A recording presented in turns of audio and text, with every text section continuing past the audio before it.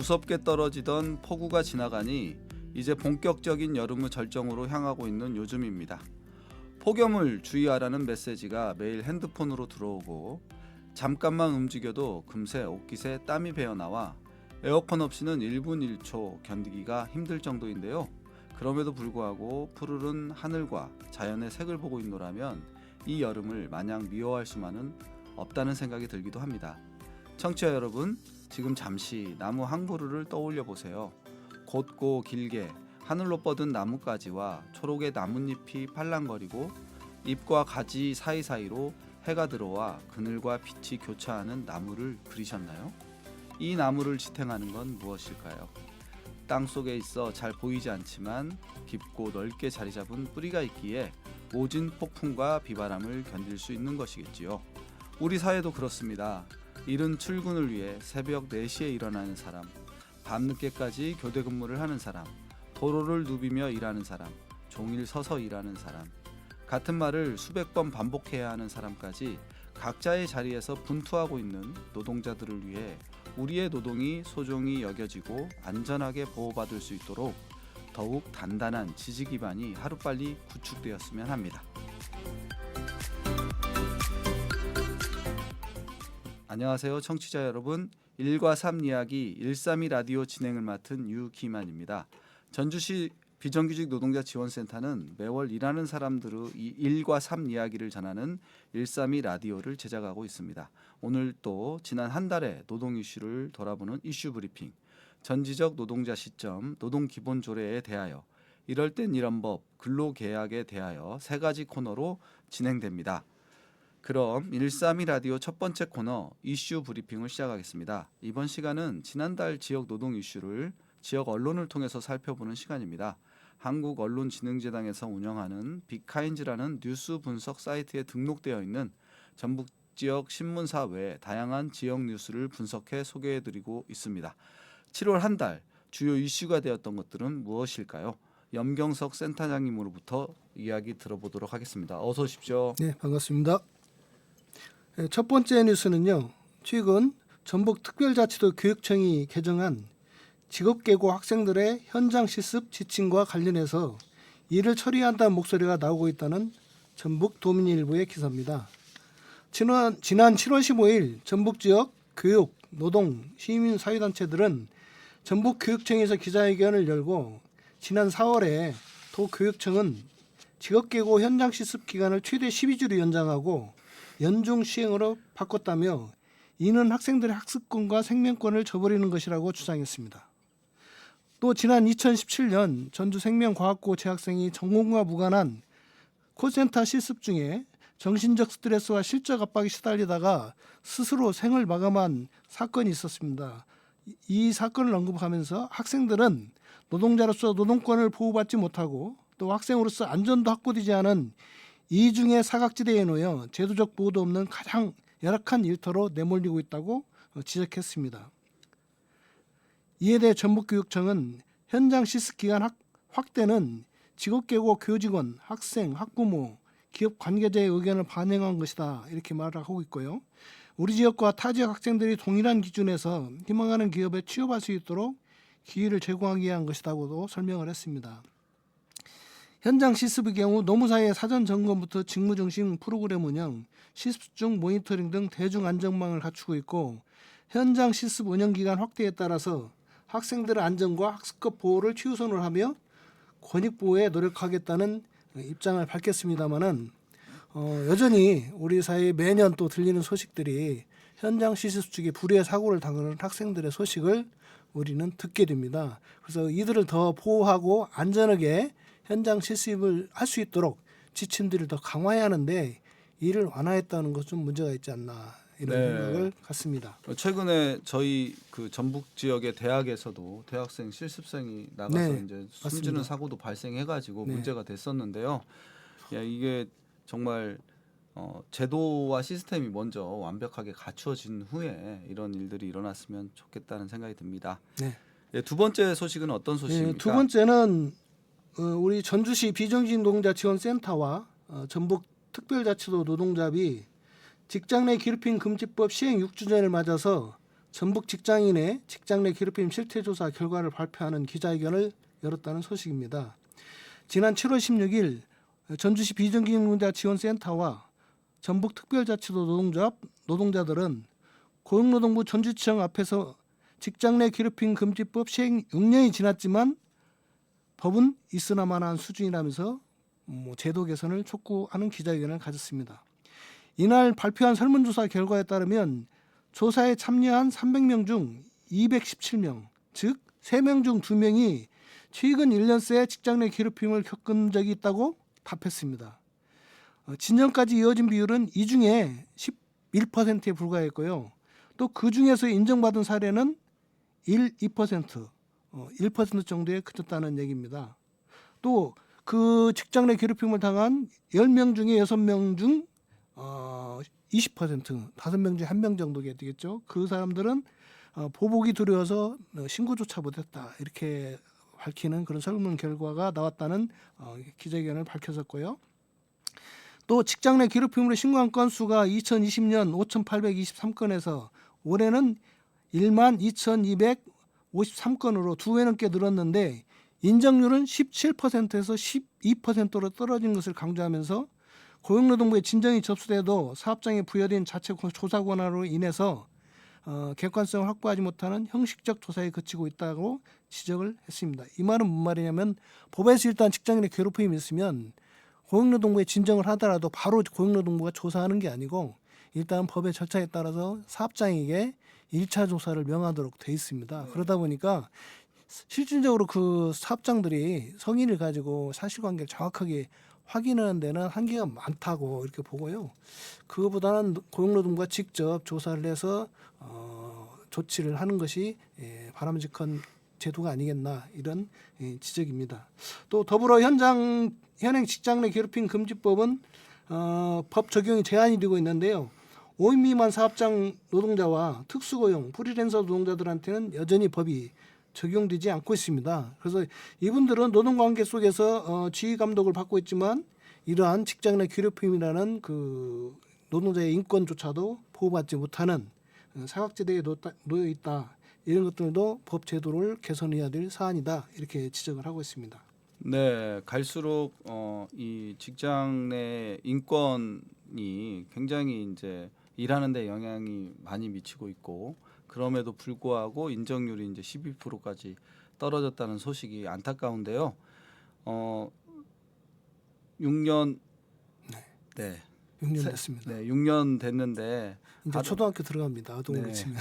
하루 빨리 이제 제도 개선이 좀 더 되어가지고 직장의 괴롭힘이 사라지고 좀 안전한 일터가 됐으면 좋겠습니다. 네, 법 설립한 취지에 맞게끔 직장 내 괴롭힘이 없어질 수 있도록 최소화될 수 있도록 좀 실효성 있는 법으로 좀 개정이 되지 않나, 개정돼야 하지 않나 이런 생각이 듭니다. 특히나 뭐 작은 사업장 경우는 자체 조사가 굉장히 좀 부실한 경우가 많고 그래가지고 특히나 뭐 인정 서로 이제 인간관계 때문에 그렇거나 또 작다 보니까 자칫 이 문제를 제기하는 것 자체가 어려울 수 있거든요.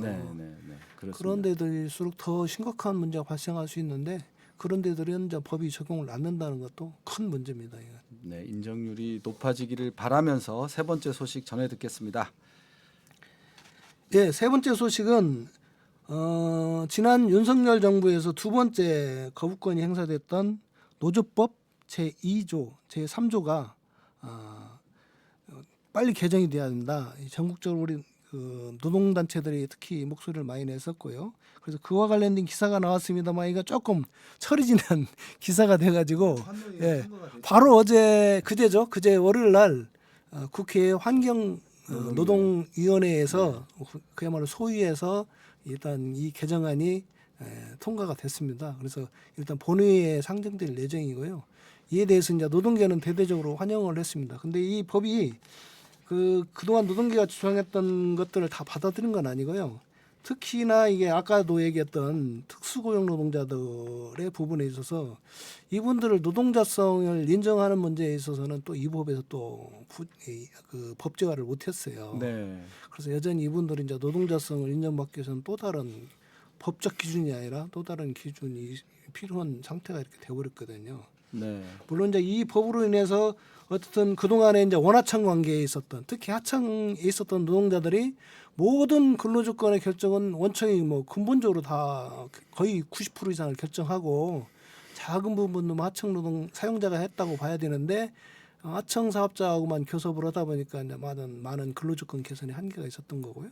또 원청에서의 법적인 책임도 많이 완화됐던 것이 이제 기존이었는데 이 법을 통해서 당연히 이제 원청 사용자에 대해서도 교섭을 요구할 수 있고 책임을 물을 수 있는 법적 근거가 됐다는 것은 대단히 진일보한 법 개정이라고 볼 수 있을 것 같습니다. 네, 일단은 노동계가 요구하는 만큼의 법도 아니고 실질적으로 이제 원하청 관계에 지배권이 있다는 걸 또 증명해야 된다고 뭐 하긴 하더라고요. 그럼에도 불구하고 어쨌든 이것이 출발로 해서 하청 노동자들이 이제 노동 조건이 조금이라도 개선되길 희망해 봅니다.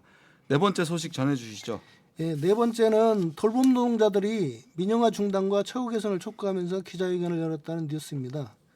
민노총 공공연대 노조 전북본부 돌봄 노동자들은 지난 7월 4일 전북도청 앞에서 기자회견을 열고 현재 전북 지역 돌봄 노동자들은 고용 불안과 열악한 처우로 고통받고 있다. 더 이상 버틸 수 없는 상태다고 목소리를 높였습니다. 이분들은 돌봄은 저출산 고령화 시대에 필수적인 공공 서비스임에도 불구하고 정부는 민간 위탁과 예산 삭감으로 책임을 회피하고 있다며 아이돌봄, 민간 등록제 도입은 돌봄을 돈벌이 수단으로 전락시키는 대표적인 민영화 정책의 하나다고 비판을 했습니다.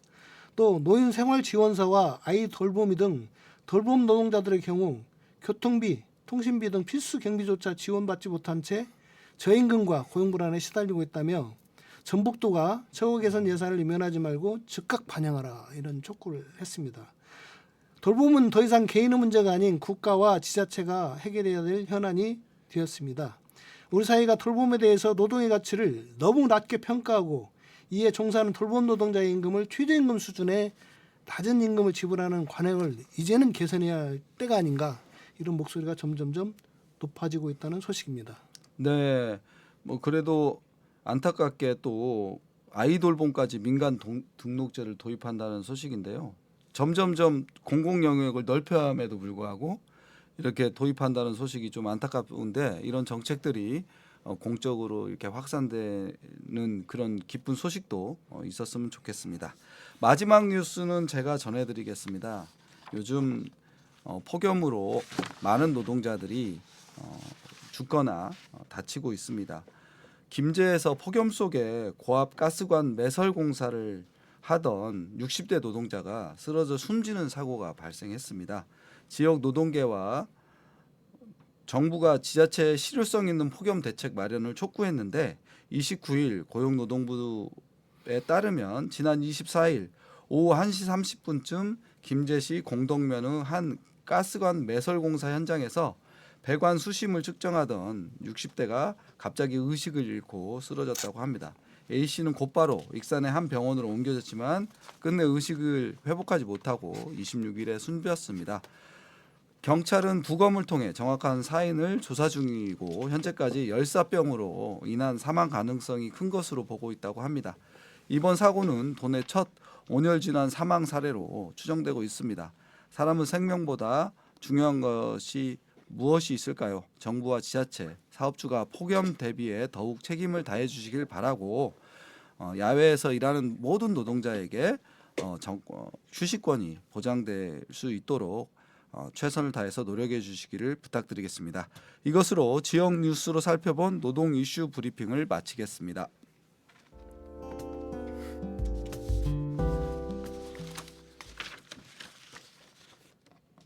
전지적 노동자 시점 8월 주제는 노동기본조례입니다. 노동기본조례 생소하시지요? 고용 형태가 다양해지고 일자리의 질이 중요해지면서 각 지자체마다 조례를 통해 일하는 시민을 보호하고 지원하기 위한 조례를 제정하고 있습니다. 그런데 지난 6월 전주시 노사민정에서 전주시 노동기본조례 제정을 위한 토론회를 개최했는데요. 오늘은 전주시 노동기본조례 제정을 위한 토론회를 함께 개최하시고 현재 의원 발의로 노동기본조례를 준비 중이신 신유정 의원과 함께 이야기 나눠보도록 하겠습니다. 스튜디오에 신유정 의원님 나와 계신데요. 안녕하세요, 의원님. 네, 안녕하세요. 네, 간단히 소개 부탁드리겠습니다. 네, 저는 전주시의회 문화경제위원회 신유정 의원이고요. 지역구는 전주시 조촌동, 여의동, 혁신동을 두고 활동하고 있습니다. 네, 우선은 기본조례하면 생소한데 기본조례라고 하는 게 어떤 것이고 무엇인지 좀 잠깐 설명 부탁드리겠습니다. 일단 딱 용어에서 알 수 있듯이 정말 기본적인 걸 만드는 건데요. 예를 들면 노동기본조례는 전주시에서 일하는 모든 시민들의 권리를 보장하고 좀 행복한 삶을 누릴 수 있도록 기본적인 제도적 기반을 마련하는 조례입니다. 그래서 전북특별자치도에는 제정이 돼 있는데 여기에 제1조 목적에도 보면은 제가 방금 말했던 것처럼 적혀 있거든요. 이게 다른 분야도 그렇고 기본조례의 성격이 되게 많은데 저희가 노동도 예를 들면 이동노동자의 노동도 있을 수 있고 뭐 감정노동자의 감정노동도 있을 수 있고 다양한 갈래들이 있는데 이것들이 나눠지기 전에 사실 기본적인 성격으로 모든 걸 포괄적으로 담는 조례라고 생각하시면 될 것 같아요. 네, 그러니까 뭐 산업 여러 가지 직업이 있지만 그 직업에 일하는 것의 뿌리가 되는 어떤 네. 그런 조례를 말씀하셨는데 제가 찾아보니까 기본 조례가 전주시에도 굉장히 많더라고요. 네. 뭐 물순환 기본 조례, 사회적 경제 활성화를 위한 기본 조례, 에너지 기본 조례, 인구 정책 기본 조례, 자원 순환 기본 조례 이런 엄청 많은 기본 조례들이 이제 있고 나서 다양한 분야의 조례들이 또 있구나 이런 이런 생각을 하게 됐고 이번에 이제 없었던 그러면 노동에 대한 기본 조례를 이제 마련하고 계신데 지난번 6월 토론회 때 이제 토론자로 발표도 하셨습니다. 그때 발표하신 어떤 기본 조례에 대한 주요 의견을 좀 말씀해 주십시오. 저희 일단 다양한 걸 좀 말씀을 드렸는데요. 노동 기본조례가 필요한 이유는 뭐 사실 기본조례라는 이름을 가지지 않고 뭐 일하는 시민들을 위한 조례 뭐 이렇게 둔 지자체도 있긴 하거든요. 어쨌든 이러한 이름이 어떻게 됐든 기본조례가 필요한 이유에 있어서 저는 사실 인구 정책을 좀 더 살펴봤어요. 전주시 인구가 얼마 전에도 언론에 나오기도 했는데 저희가 2023년도에 65만 명 이하로 떨어지고 지금은 계속 줄고 있거든요. 그래서 청년들이 한 4, 5년 전에 비해서 10,000명이 좀 줄어들었어요. 근데 네. 이 이유가 뭐냐면 사실은 양질 일자리가 없어서이기 때문이거든요. 근데 이제 뭐 저희가 시정연구원에서 한 조사나 아니면은 뭐 다양한 국가기관에서 한 조사들을 보면 지금 청년들은 일자리의 수보다 질이 더 중요하다는 거예요. 그러니까 워라밸이나 네. 복지나 네. 이런 게 중요하니까 그러면 지금 우리가 일하고 있는 노동 전반적인 거에 있어서 일자리 질을 어떻게 높일 거냐 이런 것들을 뭐 공동근로복지기금을 통해서 기업의 복지 수준을 높인다던가 이런 것들을 좀 조례에 담아서 했으면 좋겠다 이런 이야기들을 좀 드렸거든요. 네. 네. 그러니까 뭐 기업은 사실 구인이 안 되고 이제 청년들은 희망하는 일자리가 없고 이런 것들을 여러 가지 복지적인 정책을 통해서 좀 질 좋은 일자리로 좀 높이는 것을 네. 이번에 좀 핵심적으로 말씀을 해주셨다고 말씀하셨는데 이렇게 그 기본 조례가 있는 지자체들이 얼마나 됩니까?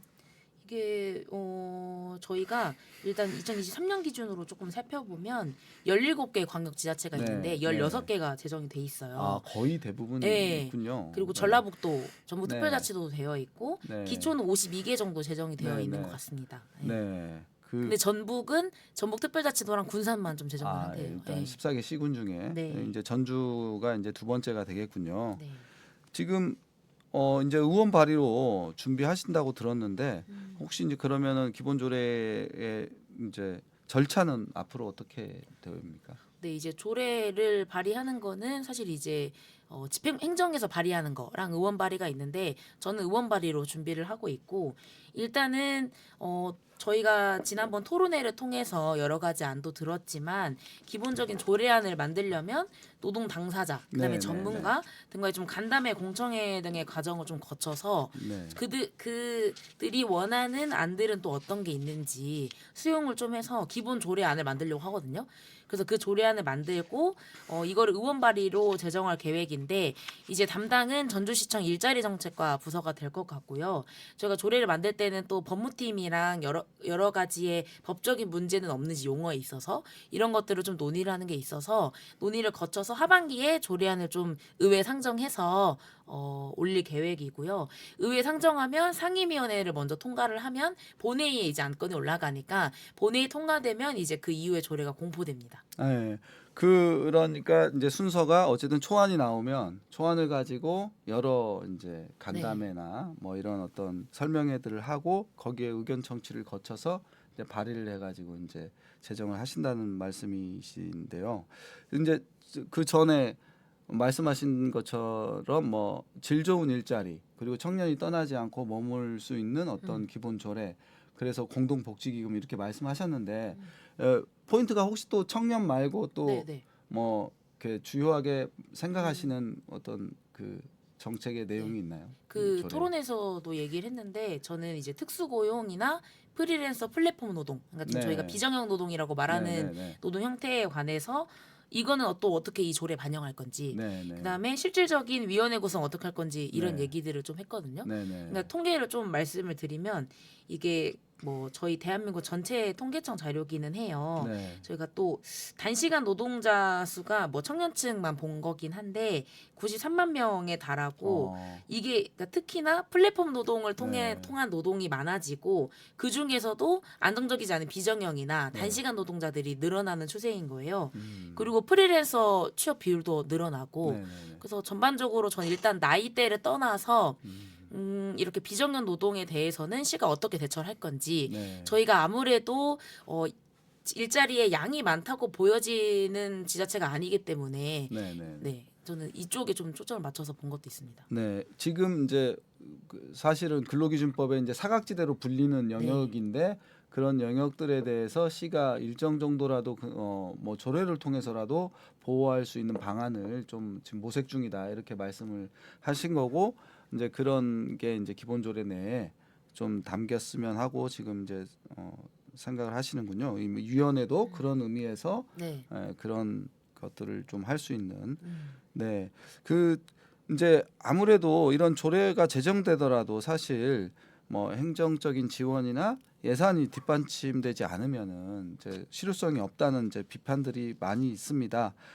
노동 기본 조례가 잘 되려면 이제 행정 지자체의 노동 정책과 관련된 별도의 부서가 있는 데가 네. 이제 잘 되고 있긴 한데 이런 문제 제기에 대해서는 어떻게 생각하십니까? 그러니까 일단 조례 제정은 사실 법적인 제도를 만드는 거잖아요. 네네. 너무 중요한 절차인데 법을 만들고 이후에 실행들이 잘 돼야 되는 거에 있어서 가장 첫 번째로 실질적으로 필요한 거는 저는 일단 의회 역할이 중요하긴 하지만 의회에서 아무리 팔로잉을 해도 행정기구에서 부서의 행정 인력이 확보가 사실은 돼야 되거든요. 네. 뭐 예산적인 측면도 당연히 그렇고 예를 들면 지금 뭐 저희가 조직 개편을 이렇게 분기별로 뭐 하고는 있긴 하지만 이걸 반영해서 실질적으로 일할 인력이 확보가 되는 게 중요한 것 같아요. 네, 그래서 네. 노동조사관이나 네. 아니면 이제 노동전담관 뭐 이렇게 다양한 이름을 가지고 제도들이 있는데 이런 것들을 반영해야 사실은 실질적으로 우리가 정책할 수 있지 않을까 네. 이런 생각을 하고 있어요. 네.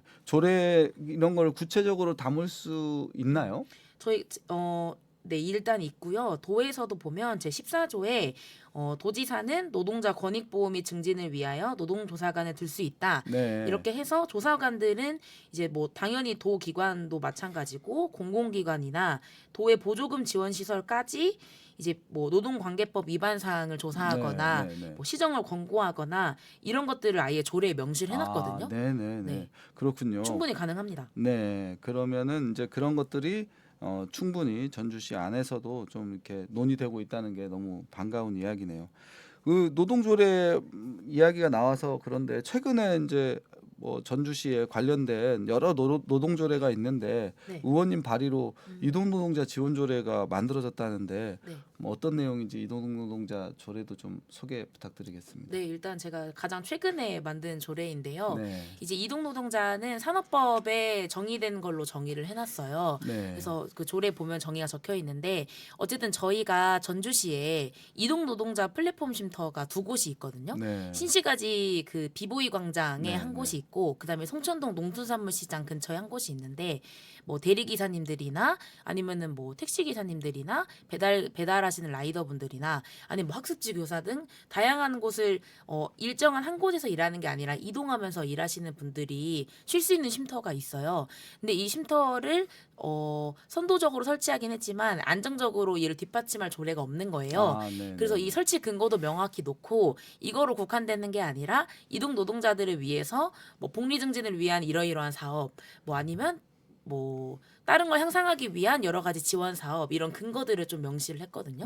네, 예, 네, 그래서 네. 이런 조례를 좀 이렇게 제정을 했고, 그리고 좀 한 가지 홍보할 거는 저희가 쉼터가 지금 되게 덥잖아요. 네, 네, 네. 그래서 그렇죠. 여름에 추가적으로 개방을 하기로 했거든요. 네. 그래서 원래는 월요일 오전 11시부터 새벽 3시까지 됐는데 이걸 하루를 연장을 해서 월요일 새벽 3시까지 아, 좀 연장 운영을 하기로 해서 이용하고 계시지 않은 분들도 많이 등록을 해서 좀 사용하시면 좋겠습니다. 네. 그 지난 달 주제가 이제 우리 김현진 주부관님한테 네. 좀 소식을 듣긴 했는데 네. 아주 그 연장 폭염 속에 정말 힘든 우리 이동 노동자들의 쉼터가 되었으면 좋겠고, 최근에 그 이동 노동자들하고 간담회를 하면서 네, 네, 또 네. 주요한 이동 노동자들의 이제 현안의 문제들을 또 청취하셨다고 들었는데 현장에 어떤 의견들이 좀 많이 나왔습니까? 네, 일단 제가 한 2차례에서 3차례 정도 간담회를 진행을 그동안 했었는데요. 일단 배달 라이더 분들의 이야기를 좀 들어보면 이게 좀 이해하기 복잡한 구조가 좀 있어요. 네. 예를 들면 저희가 배달의 민족이나 뭐 네. 요기요 같은 네. 거대 대형 플랫폼이 있잖아요. 네, 네. 여기에서는 소속 기사님들이 있어요. 요즘에 어, 쿠팡이츠까지 네. 있고. 근데 이 소속 라이더 분들이랑 지역에서 지역 배달 대행 배달 대행 회사에서 소속돼서 활동하시는 분들이랑 다른 경우도 있고 이 두 개를 병행해서 같이 하는 경우들도 있거든요. 네. 근데 여기에서의 수당 문제가 또 다른 거예요. 아, 네, 그리고 배차할 때 뭐 특히 우천시 수당은 네. 예를 들면 이 대형 플랫폼들은 소속 기사님들한테 먼저 주시다가 무천이나 아니면은 기후 악화 같은 게 있으면 지역까지 콜이 내려오는데 이때는 너무 감당하기가 버거운 거예요. 일단 지역에서 원래 지역 배달 업체에서 활동하시는 분들은 기본적으로 우리가 일반 상황에서 나오는 콜들이 있고 이걸 받는 수량이 있는데 갑자기 기후가 이렇게 있으면 너무 많은 콜이 쏟아지는데 여기에서의 감당하지 못하는 문제나 안전 문제나 이런 것들이 좀 있고, 아무래도 대형 플랫폼들은 소상공인분들의 이야기를 들어보면 수수료가 굉장히 과다해요. 그리고 정부에서도 지금 이거를 조율하는 과정에 사실은 있거든요. 네, 대형 네, 플랫폼들의 이 과도한 독점 문제와 수수료 문제에 있어서. 근데 어쨌든 저희는 지역 경제 활성화나 아니면은 지역에서 계속 일하시는 라이더분들의 안정을 위해서라도 좀 공공 어플을 활성화하는 부분이나 아니면은 안전적인 측면에서 안전수당이나 아니면은 뭐 복지 측면이나 건강보험 지원이나 아니면 안전장비 지원이나 좀 이런 것들을 같이 해야 될 필요성이 있는 것 같아요. 네. 여기서도 이제 어쨌든 대형 플랫폼의 약간 횡포라고 할 수 있겠네요. 네. 궂은 날씨에는 네. 그 일들은 뭐 지역 좀 대행업체들, 더 엄청 푸는 거죠. 예, 네. 대행업체들이 이제 정말 힘든 네. 일, 그때는 또 힘들게 일을 하고 또 좋은 시간에는 또 대형 플랫폼 중심으로 또 일을 하다 보니까 생기는 문제하고 그다음에 높은 수수료 문제 이런 걸로 네. 정말 이 플랫폼이 이동 노동자뿐만 아니라 우리 전주 시내 굉장히 소규모 점포들이 다 이렇게 폐업하고 온라인으로 다 이렇게 등록을 많이 했더라고요, 통계상. 네. 그래서 이 플랫폼이 앞으로 이제 지역 경제에 미치는 영향도 사실 매우 심각해지고 있는 상황에서 네. 이런 이동 노동자 지원 조례가 만들어졌다는 게 좀 반갑고, 우선은 뭐 쉼터를 위한 뭐 안정적인 조례지만 앞으로 이제 이런 어떤 플랫폼 산업에 이렇게 그 이동 노동자들이나 플랫폼 노동자들이 보호받을 수 있는 그런 것으로 발전하기를 희망해 봅니다. 네. 네. 그래 이제 이런 조례들 참 행정의 노력, 그다음에 의회의 노력 이런 것들이 잘 또 지켜지기 위해서, 제대로 작동하기 위해서는 또 저희 같은 비정규직 센터의 노력 뭐 이런 것들도 네. 많이 좀 필요한 것 같아요. 이런 것들이 잘 작동하려면 어떻게 해야 될까요? 그러니까 말씀 주셨던 것처럼 사실은 관련된 기관, 유관기관, 그다음 시민사회에서도 같이 봐주시는 게 중요하고요. 네, 저는 어쨌든 의회 의원으로 활동하고 있기 때문에 의회에서 사실 깊은 관심을 두고 이 사업과 정책들을 팔로우하는 게 굉장히 중요한 것 같아요. 네. 이게 제가 3년 정도 일을 해보니까 사실은 조직 개편이 되면서 계속 일하시는 그러니까 과장님, 팀장님, 주무관님들이 계속 인사 이동이 있으시잖아요. 맞습니다. 그러니까 이전 사업이 팔로업이 잘 안 되는 경우도 네, 있고 네. 이거를 전달받지 못하는 경우들도 있고 네. 알더라도 이제 이해하는 정도가 또 다를 수도 네. 있고 그래서 이거를 계속 끌고 가는 건 어쨌든 의회의 역할이 좀 필요한 것 같거든요. 네, 네. 맞습니다. 그리고 예를 들면 뭐 조례들도 그 거기에 있는 위원회들이 잘 진행이 돼야 되는 게 있는데 위원회 구성을 하고 사실 실질적인 회의를 하지 않는 것들이 되게 많아요. 네, 그래서 네, 그렇죠. 이런 것들을 시민사회에서 같이 봐주시거나 네. 아니면 저희가 의회에 그 여러 가지 연구회가 있는데 조례 연구회가 있어요. 네. 그래서 시대상 맞지 않는 용어 정비를 하거나 음. 아니면은 잘못된 것들을 개정하는 이런 것들을 좀 전반적으로 살펴보는 연구 활동을 하는 연구회인데 뭐 이걸 듣고 계시는 청취자분들이 또 조례 공모를 하셔서 이 연구회에 제안을 해서 이 조례는 실효성이 이렇게 없는 것 같다. 실효성이 더 있으려면 이런 활동이 있어야 될 것 같다. 이런 걸 제안해 주시는 것도 좋은 것 같아요. 네, 우리 청취자분들이 네. 전주시의 조례가 도대체 몇 개인지 궁금할 것 같은데 네. 몇 개나 됩니까? 혹시? 정확히 파악이 안 되는데요. 예, 뭐 굉장히 많은 수백 개 제가 보니까 막 네. 한 500개다. 지방자치가 시작되고 난 이후에 계속 있기 때문에 전주시 의회에 들어가 보면 그 조례들을 다 제목을 볼 네. 수 있죠. 일단 제가 네. 그 국가법령정보센터를 네, 네. 통해서 보시는 게 네. 가장 정확한데 국가 전주시만 쳤을 때 699개가 699. 나오거든요. 네. 그래서 아마 이 정도 개수이지 않을까. 이 청취자 여러분 한번 내용까지는 아니더라도 699개의 제목만 한번 읽어보면 아 이거는 내가 좀 관여할 수 있는 분야네 이런 것도 알 수 있거든요. 그래서 그런 관심 부탁드리고 말씀하신 것처럼 사실 연속성을 위해서는 이 진짜 시민사회, 의회, 행정 그다음에 당사자들의 이런 거버넌스의 이 구성도 중요한 것 같아요. 그래서 여러분들의 관심이 필요합니다. 한 번씩 꼭 조례 제목이라도 읽어봐 주시면 고맙겠고요. 그 한 가지 덧붙이자면 네네네. 이제 조례가 이렇게 다양한데 이걸 다 보기는 사실 어렵잖아요. 그러니까 제가 이제 시민분들께 말씀드리는 거는 전주시 의회 회의록을 보는 것도 마찬가지거든요. 네. 저희가 전주시 전반적인 일들을 이제 5개의 상임위원회가 나눠서 하고 있어요. 그럼 여기에서 예를 들면은 내가 관심 있는 게 뭐 종합경기장, 뭐 덕진공원에 관한 이야기들이다. 네네. 그러면은 전주시 의회 회의록에 덕진공원, 뭐 호수공원 이런 식으로 검색을 해보는 거예요. 그러면 회의록 검색에 네, 회의록에서 우리가 다뤘던 안건들이나 네. 아니면은 여기에서 나오는 의원들의 발언들을 볼 수 있는데 네. 이게 굉장히 재밌다고 하시더라고요. 그리고 전반적으로 흘러가는 걸 볼 수 네. 있으니까 네. 회의록도 이렇게 보시면 좋겠고 네. 조례 같은 경우도 내가 관심 있는 게 노동이다. 네. 그럼 전주시 노동 치면 딱 조례들이 나오잖아요.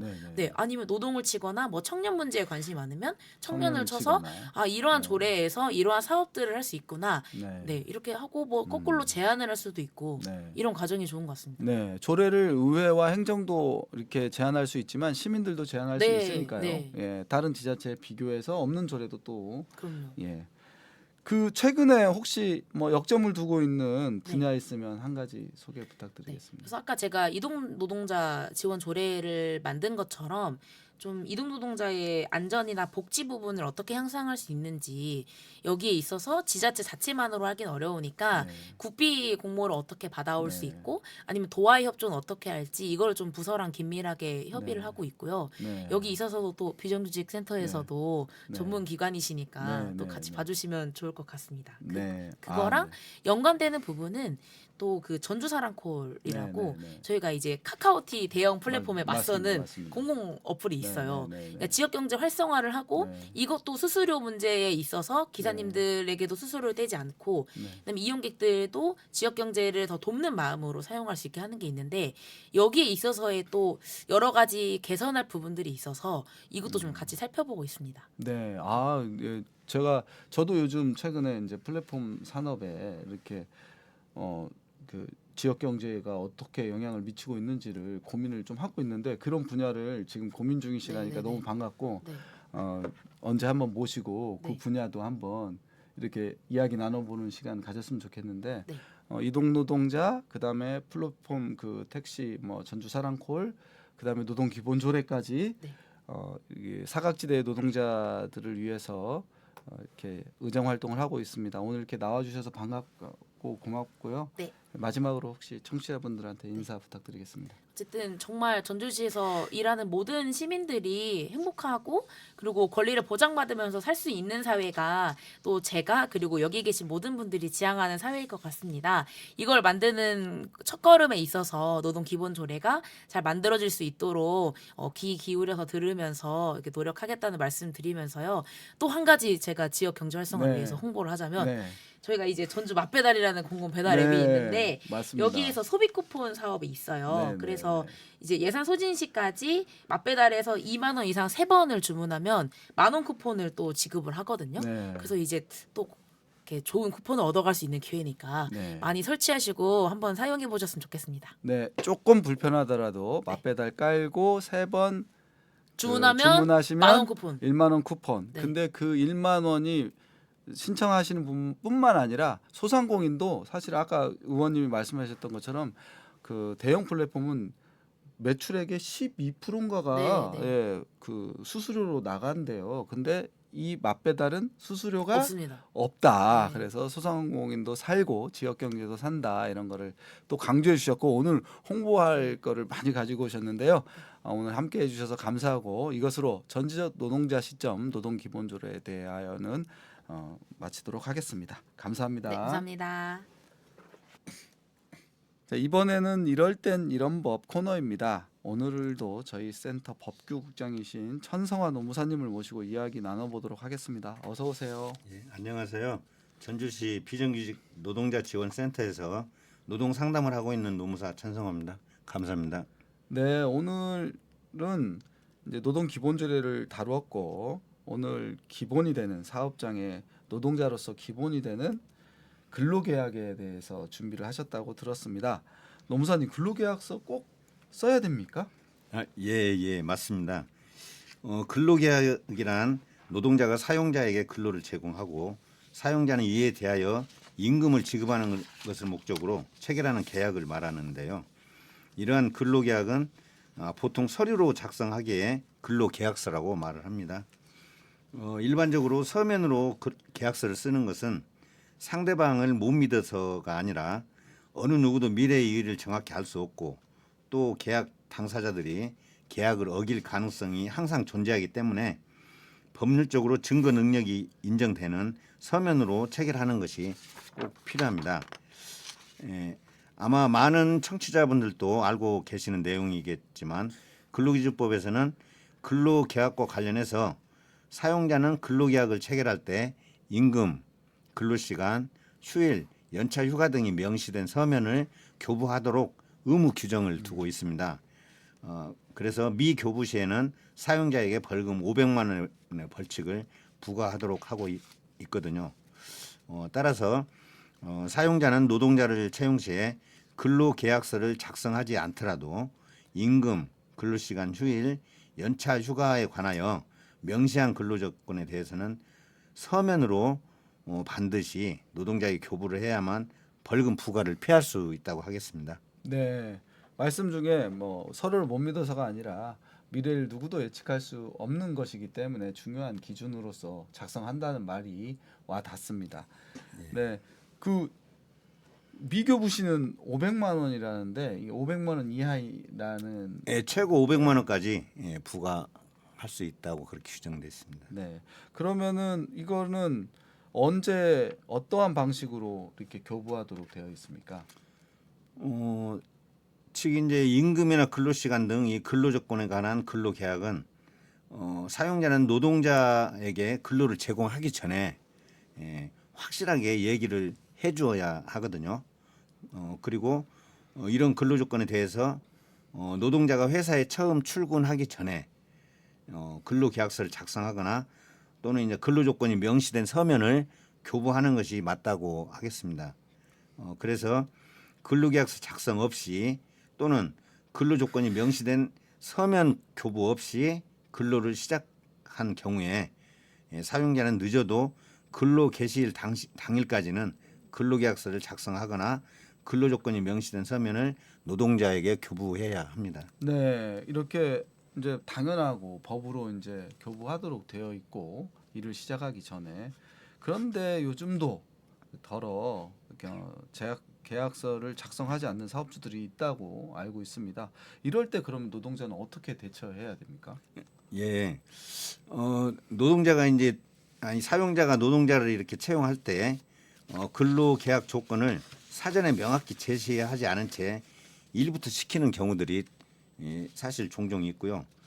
그래서 이제 일을 시작한 이후에 근로계약서를 작성하는 시점에서 채용 공고상의 근로조건과 또 다를 수가 있어서 노동자가 난감할 때가 종종 있습니다. 이런 때 노동자는 여러 가지로 사실 사용자에 비해서 이제 아쉬운 입장이니까 근로계약서 작성에 관해서 직접 얘기하기가 사실 쉽지 않거든요. 그래서 그런 경우에는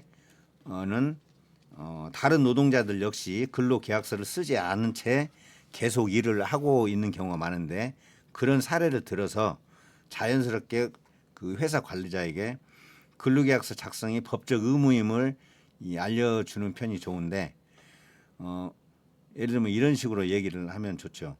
뭐 회사를 운영하시는 어떤 분이 있는데 근로계약서를 안 쓰고 미루다가 벌금도 물고 노동자들이 분쟁을 제기해서 어렵게 됐다더라.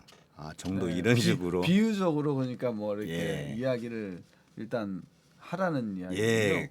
직접 네. 하면은 또 이 네. 잘못하면 또 뭐 나가라고 하는 그런 극단적인 얘기를 들을 수도 네. 그러면 예를 있으니까. 들면은 구두 근로계약을 예. 이제 적어서 예. 노동자가 예. 이렇게 그러면 이런 거 맞습니까? 이렇게 확인하는 것도 근로계약이라고 입니다.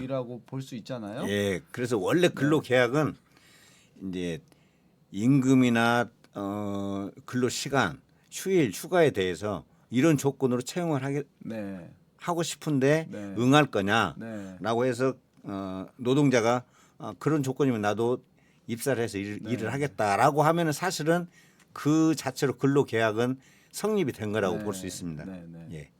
알겠습니다. 그럴 일이 없이 이제 너무 근로계약이 일반화돼 가지고 그냥 당연시 되었으면 좋겠고요. 예, 예. 이제 채용 광고의 내용을 구직자에게 불리하게 변경하는 경우에 과태료를 부과할 수 있는 법 규정도 있다고 들었는데 이 어떤 내용인가요? 이런 법은? 예. 지금 이제 진행자님께서 말씀하시는 법은 채용 절차의 공정화에 관한 법률이라고 하는 이 법에 관한 건데요. 이 법은 채용 과정에서 구인자 즉 사용자는 정당한 사유 없이 채용 광고 내용을 구직자에게 즉 노동자에게 불리하게 변경해서는 아니 된다. 또 구직자 즉 노동자가 제출하는 채용 서류의 반환 등 채용 절차에서의 최소한의 공정성을 확보하기 위한 사항들을 규정하고 있는데요. 이 법은 2014년도부터 시행이 됐고요. 이러한 그 채용 절차의 공정화에 관한 법률 규정을 위반하는 경우에는 사용자는 최고 500만 원까지의 과태료 벌칙을 받을 수가 있습니다. 저도 생소한 법률인데요. 저도 예. 이 구체적으로 어떤 내용인가요? 예, 좀 더 그 설명을 드리자면은 이 채용 절차 공정화에 관한 법률에서는 사용자가 거짓 채용, 구인 공고를 하는 것을 금지하고 있고 또 사용자가 노동자에게 채용 심사 비용을 부담시키는 것을 원칙적으로 또 금지하고 있습니다. 그리고 채용 서류는 반환하도록 하고 가급적 전자 접수를 장려하고 채용 일정이나 지원서 접수 사실 및 합격 불합격 여부 등을 명확히 고지하도록 하고 있는데요. 이는 이제 노동자의 부담을 줄이고 그 권익을 보호하려는 것입니다. 네. 그런데 이제 다만 이제 좀 크게 아쉬운 부분이 있는데 이 법은 현재 30인 이상의 노동자가 일하고 있는 이 사업장에만 적용이 되고 있습니다. 그래서 근로 조건이 낮을 뿐만 아니라 노동자의 권리 찾기가 어려운 중소업체에서 노동을 하는 노동자들에게는 현재까지도 적용되지 않고 있다는 점입니다. 네, 아쉽네요. 그러나 뭐 적용되지 않더라도 그거는 이제 강제성이 없을 뿐이지. 어쨌든 이제 채용 절차의 공정성이라는 게 우리 사회의 주요한 어떤 또 이슈잖아요. 예, 예. 공적 기관은 특히나 그래서 예. 이런 것도 좀 보편화돼서 채용 절차의 공정화에 대한 법률로 적용받아서 채용이 되는 것들이 좀 제도적으로 안착됐으면 좋겠네요. 예. 근로기준법에는 명시된 근로조건이 사실과 다를 경우 이 근로기준법 위반으로 손해배상을 청구할 수 있도록 되어 있다는데 이런 거는 이런 경우가 좀 있습니까? 어떤 경우인지 좀 구체적으로 설명 좀 부탁드리겠습니다. 이거는 이제 근로 계약을 하고 나서 이렇게 근무를 하고 있을 때 원래 정한 근로 조건에 대해서 임금이나 근로 시간, 휴일 휴가 등 그런 근로 조건들에 대해서 사용자가 명시된 이 조건이 근로 조건이 있음에도 이를 위반한 경우에 네. 적용되는 규정이거든요. 네. 그래서- 예를 들면은 뭐 8시 9시에 출근하라고 했는데 예. 8시 반에 출근을 시키면 그것도 손해배상 청구를 할 수 있다 이런 거. 그렇다고 볼 수 있습니다. 그럼 이제 그 손해배상이라는 게 뭐 연장 근무수 그거의 시간 외 수당을 주는 거와 벌개로. 좀 다릅니다. 아, 네, 네, 네. 뭐 연장 수당을 연장 근로를 시키고 연장 근로 가산 수당을 안 주는 경우는 이제 이 조건하고는 다르고 그거는 이제 별도로 임금 체불로 네. 신고를 할 수 있는 거고 지금 이 법 규정은 그러니까 근로계약을 체결하면서 서로 이 합의한 근로 조건에 대해서 사용자가 그 위반할 때 그 네. 자체에 대해서 적용하는 것입니다. 네. 그러니까 이제 손해배상 청구권도 있다. 이런 걸 말씀을 하시는 거네요. 예, 그래서 이제 이런 근로 조건을 명시된 근로 조건을 위반한 경우에는 노동자는 노동위원회에 손해배상을 청구할 수도 있고 네. 또 근로계약을 해지를 할 수 있는 그런 권한도 주어져 있습니다. 이때의 손해배상은 노동위원회에 청구한 겁니다. 그렇습니다. 아, 네. 네. 법원에 하는 게 아니고. 예, 네. 최종적으로는 물론 법원까지 이제 소송을 할 수는 있지만 우선 그 금전적으로나 시간적으로 좀 이제 전략을 할 수 있는 네. 노동위원회에 네. 청구할 수 있도록 그렇게 제도가 돼 있습니다. 보통은 이제 뭐 어디에 취업하게 되면 막 근로계약서 꼼꼼히 안 보고 사인만 하는 경우가 많잖아요. 여기다 예, 예. 사인해요 하면 막 읽어보지도 않고. 예, 그렇습니다. 그런 경우가 좀 덜어 이제 저도 있는 것 같은데 혹시 근로계약서 이제 작성할 때 예. 그렇더라도 노동자들이 좀 눈여겨 봐야 되는 어떤 것들은 무엇인지 설명 좀 부탁드리겠습니다. 아, 예. 사실 이제 근로계약서에는 그 중요한 근로 조건들인 임금이나 근로 시간, 휴일 휴가, 뭐 근로계약 기간 등이 을 이제 이 명시가 되어 있는데 사실 회사 입장에서는 근로계약 체결을 법에서 요구하고 있기 때문에 형식적인 절차로 인식할 때가 많거든요. 그래서 회사에서는 이 회사에서 이렇게 내세우는 근로 조건에 대해서 노동자가 그냥 받아들이고 그냥 서명을 하는 것을 당연하게 생각하기도 해서 사실 신속하게 처리하는 경우가 많습니다. 그래서 그런 경우에 이제 노동자들은 읽어보지도 않고 그 근로 조건들에 대해서 그냥 서명만 하는 경우가 있는데 비록 이제 이 시간이 부족하더라도 근로계약 체결시에는 그런 근로 조건들을 하나하나 분명하게 확인하고 서명을 해야 할 필요가 있습니다. 왜냐하면은 그 예를 들어서 이제 우리 성인들이 어떤 계약서나 이제 합의서에 서명하는 일은 매우 신중하게 이제 보통 잘 하지만 이 서명은 명시적으로 동의한다는 뜻이기 때문에 대충 보고 모르고 서명했다 하더라도 일단 서명을 하게 되면은 그게 근로계약 내용으로 효력을 갖게 되기 때문에 좀 확실하게 확인을 하고 서명할 필요가 있다고 하겠습니다. 네. 그 이제 근로계약을 이제 좀 이렇게 구체적으로 읽어보고 하나하나씩 확인해보고 이제 하는 게 좋다 이렇게 예. 말씀하셨는데 예. 뭐 예를 들면 구체적으로 어떻게 확인을 해볼까요? 뭐 어떤 방식으로 이렇게 확인할 수 있습니까? 이제 간단하게 이제 설명을 드리자면 이제 근로계약 기관 같은 경우 입사일 부터 이렇게 명시가 돼 있거든요. 근로계약서를 네. 작성한다고 볼 때. 그래서 이제 입사일부터 확인해 보는 게 좋고, 그리고 이제 수습 기간 같은 경우도 당연히 이제 근로계약 기간에 포함이 되는데, 정규직으로 입사하기로 했는데 근로계약 입사하기로 한 경우에 원래 정규직으로 입사를 하면 근로계약 기간이 끝나는 날에 표기가 않는 것이 원칙이거든요. 그러니까 이제 그 회사에 정년 규정이 있다면 정년 때까지 근무하는 걸로 네네. 그렇게 네. 이제 해서 네. 끝나는 날이 표시가 돼 있지 않는데 네.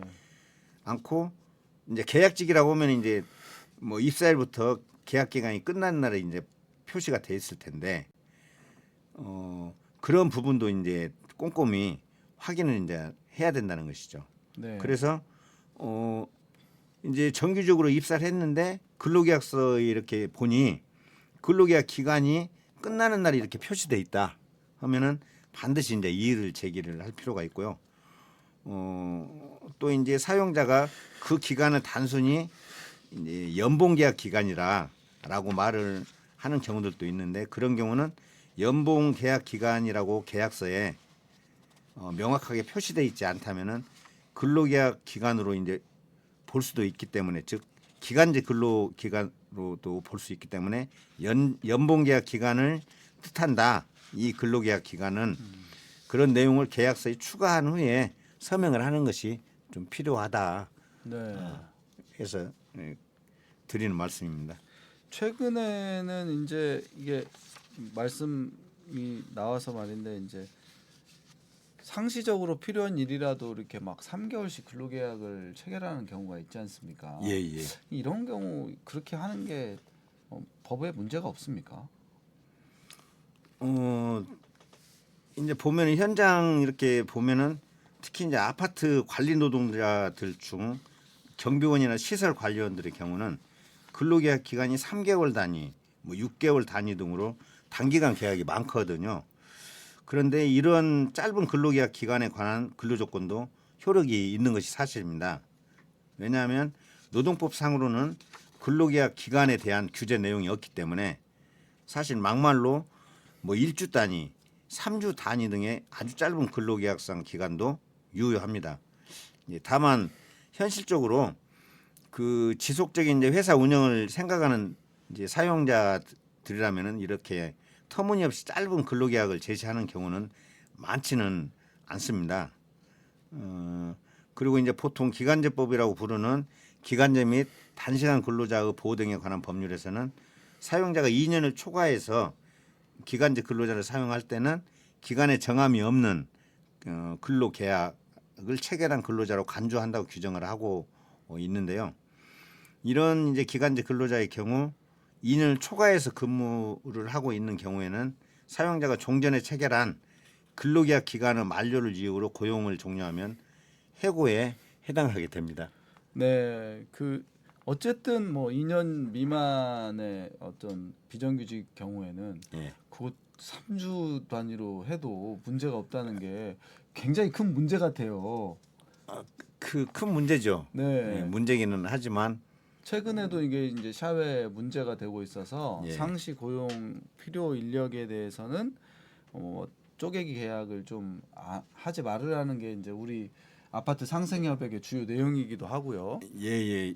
네. 이게 이제 근로계약상 기간이 짧으면은 네. 그 근로자들의 이제 이 고용 불안정으로 네. 업무를 네. 사실 제대로 그 수행하기도 어렵기 네. 때문에 좀 지양이 돼야 될 그런 이제 단기간 근로 기간이라고 볼 수 있습니다. 네, 그런 것들도 법률로서 좀 제정이 돼서 실제로 단 기간제 노동자들이 좀 보호될 수 있는 그런 어떤 방안들이 마련되기를 기대하고요.